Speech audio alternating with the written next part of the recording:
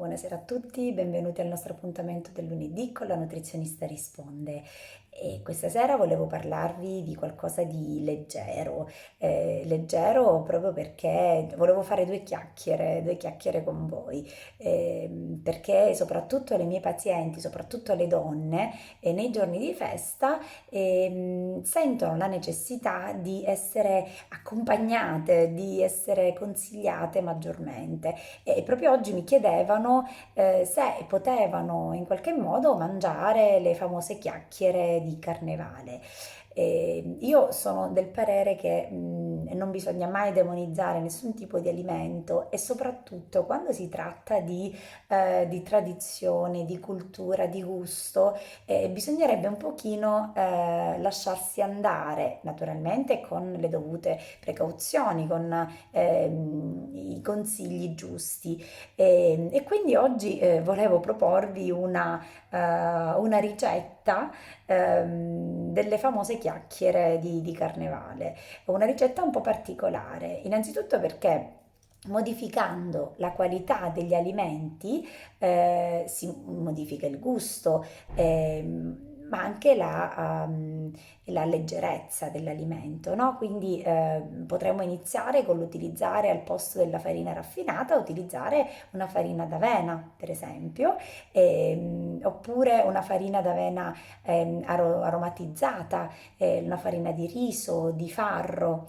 Unire un paio di queste farine potrebbe essere una buona idea. E perché no fare le nostre chiacchiere anche al cioccolato, quindi aggiungere del cacao amaro e utilizzare al posto del burro o della margarina, utilizzare l'olio di semi e poi al posto dello zucchero utilizzare un dolcificante naturale, quale può essere la stevia o il miele, per esempio, no? E quindi si può in qualche modo avere gusto, tradizione e leggerezza in una pietanza, no? Quindi non bisogna per forza rinunciare al dolce, non bisogna rinunciare alla palatabilità, no?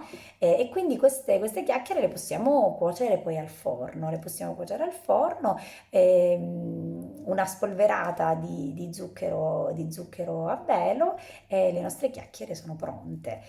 Io ho pensato di proporvi queste perché anche al posto del latte, per esempio, del latte di mucca, utilizzano un latte vegetale, può essere il latte di soia, può essere il latte di riso, d'avena e questo tipo di latte è meno proinfiammatorio per l'organismo. Quindi noi utilizzando questi alimenti, aumentando la qualità quindi degli alimenti, aumentiamo anche la qualità del nostro prodotto e quindi del nostro dolce. Allora, facciamo così. Io sotto il video vi lascio la ricetta e poi aspetto i vostri feedback dopo che le avete fatte, assaggiate, va bene? Allora, sicuramente avranno un sapore diverso dalle chiacchiere solite di carnevale, però vi invito